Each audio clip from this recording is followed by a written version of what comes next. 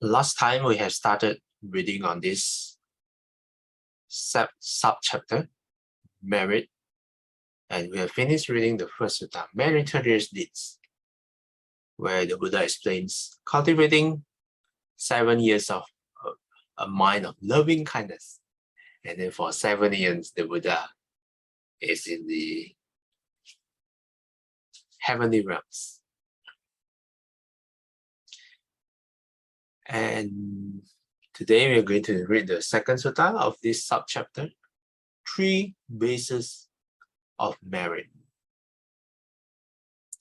There are, O monks, 3 ways of making merit. What 3? There are ways of making merit by giving, by moral discipline, and by development of meditation. There is a person who has practiced the making of merit by giving only to a limited degree, and likewise, to a limited degree, he has practiced the making of merit by moral discipline, but he has not undertaken the making of merit by meditation. With the breakup of the body after the death, he will be reborn among humans in an unfavorable condition. Yeah. Okay, so the first level, someone makes a merit by giving only to a limited degree. Yeah, so means that not so much. Yeah, sometimes gives, occasionally gives, but not so often. Maybe like what, once in a month, something like that. And then the breakup of the body after death, he will be reborn among humans in an unfavorable condition. So that's the very first level. Yeah. Okay, at least it's still in the human realm, not the bad destination.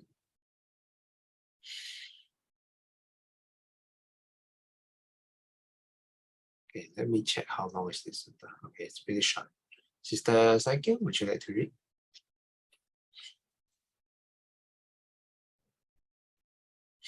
You mentioned at least he's in the human realm, right? So I think the highlight will also be because of the practicing of moral discipline. Okay. Yes. So another person has practiced the making of merit by giving as well as by moral discipline to a high degree, but he has not undertaken the making of merit by meditation. With the breakup of the body after death, he will be reborn among humans in a favorable condition. Thank you. Thanks, Sister Sakyang. Okay, Sister Sakyang was right. I forgot to highlight this. It's both giving and also moral discipline. Yes. Because only giving, but if your precepts are not so well taken, then probably you would not be reborn among humans. Now, the second one is the making of merit by giving, as well as by moral discipline to a high degree. Yeah. The first one was limited degree. Second one to a high degree. And not doing any meditation. So, by doing this, he will be reborn among humans in a favorable conditions.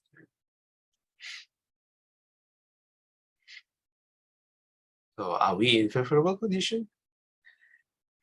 So probably because we get in contact with the Dharma, I think that would be a pretty good merit in the past. Okay, next one, Sister Chai Kwan, would you like to read?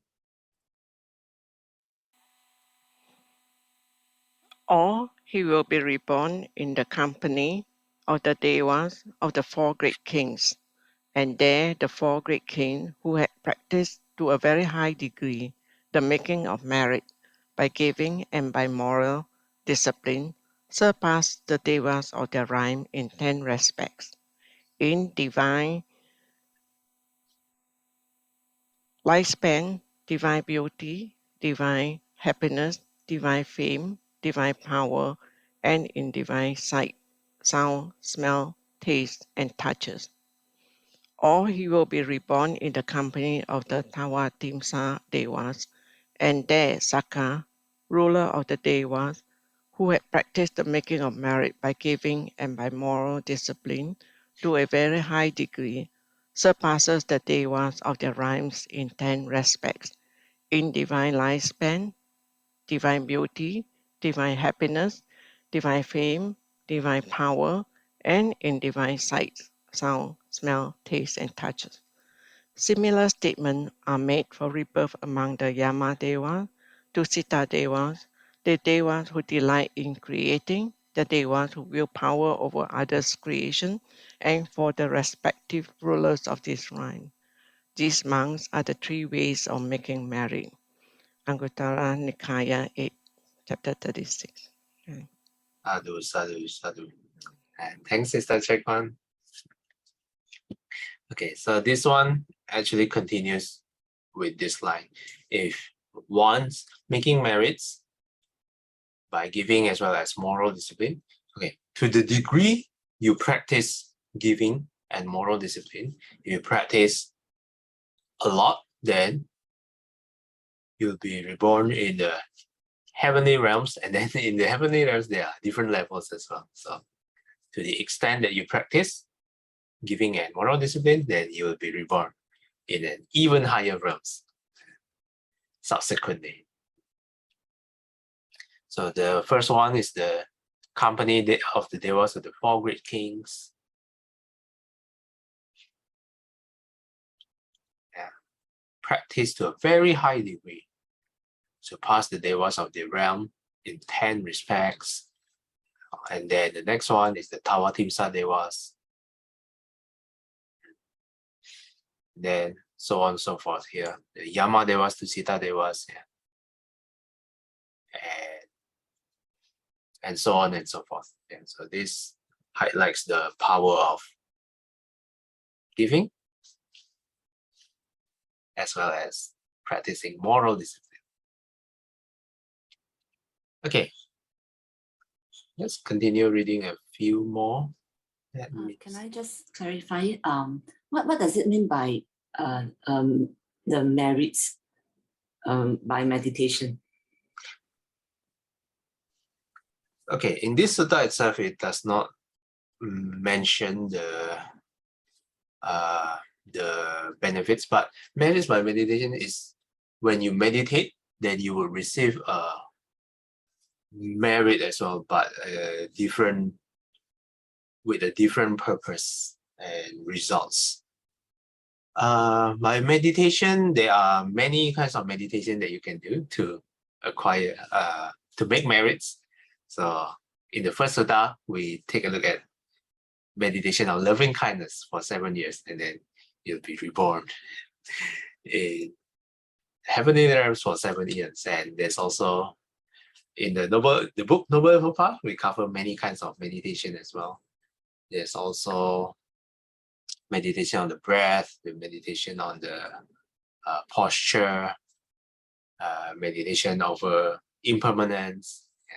So that's how one makes merit by meditation. Is that your question? Yes, because I'm not. Yeah, I'm just thinking. Is it just the portion about like I mentioned meditation for loving kindness, right? Where you maybe will think about the other people, not having be well and free from suffering, etc. Right? But I'm just not sure about the rest of the meditation that you mentioned just now. If you just meditate on the breath, then what kind of merit would that be? Yeah. That's a good question. Actually, I think different types of meditation has different benefits. So the way the Buddha teach meditation to the students is depending on the student's disposition, the Buddha will give a different subject of meditations accordingly to address the students' at that level's problems and concerns. For example, let's say for meditation on breathing, it's usually to help to calm the mind. Meditation on loving kindness is to help counteract anger. Meditation on, let's say, impermanence is to help to gain wisdom and insight. So depending on what you want to achieve, you can use different kind of meditation. But what do you guys do mostly in the morning?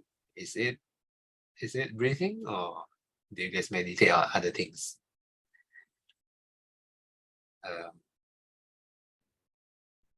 Usually, we'll start with the posture and the breathing, of awareness of the breath.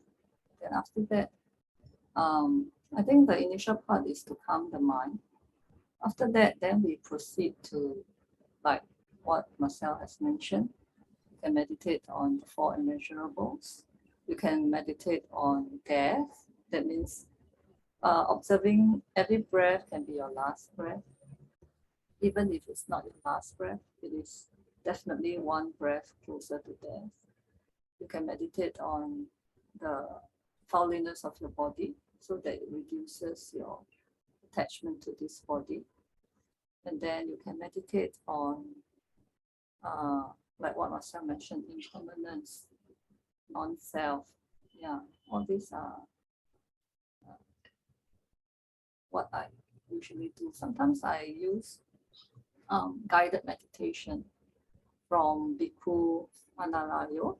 Yeah, so he will have this scanning of the body first, from the head to the toe, that you are made up of skin, flesh, and bones. And then you are made up of the 4 elements, or solidity, liquidity, the earth, the water, the we call that temperature or heat, and the wind. Yeah, the 4 elements. And after that, yeah, you can. He will guide you to meditate on how to counter the 5 hindrances. Yeah. Like for greed and hatred, you can meditate on impermanence. Sometimes you have aches, you have pain. Then you can think that, oh, this one is impermanent. Yeah. Then, yeah. So many ways of. So just now, when the Buddha explains, so he only talks about the merits of giving and moral discipline, but he didn't in detail talk about meditation, because you can see that the results of the reborn, right, is only human realms and the sense realms, and also the form realm. So if you want to you want to be reborn and in the formless, then there's you have to do meditation, basically, because only by giving and moral discipline you will not be liberated. So yeah, I think later on he might touch on how to cultivate meditation.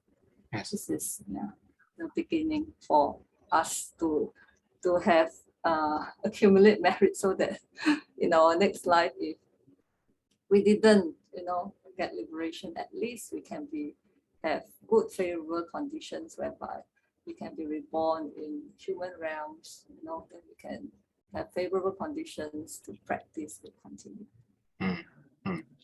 Yeah, thanks, Sister Second. And to add on, actually, it's not just for favorable rebirth, but sometimes you can also receive it directly in this life as well, the benefits. Yeah.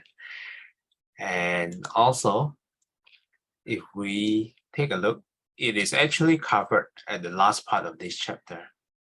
So chapter 5, the last one, covered is meditation, development of loving kindness, and then 4 divine abodes, and then insight.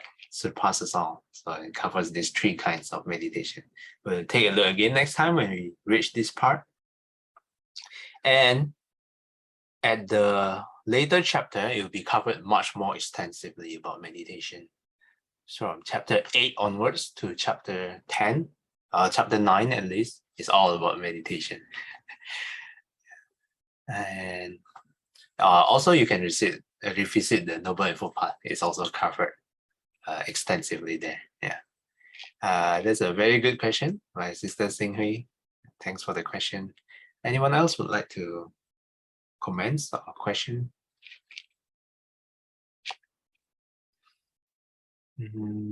So just now we stop at this. Okay, I think we can continue this next time. Any further comments? Yeah, we will continue with the best kinds of confidence. 回向，愿消三障诸烦恼，愿得智慧真无了。我愿罪障悉消除，世世常行菩萨道。阿弥陀佛。 Thanks, Sister Sing Hui. Till we meet again, may we be guided by the Buddha, Dhamma, and the Sangha. Sadhu, sadhu, sadhu. Have a generous Saturday ahead. Thanks, everyone. Good to see everyone again. See you guys next time. Bye-bye. Bye bye. Bye-bye. Thank you.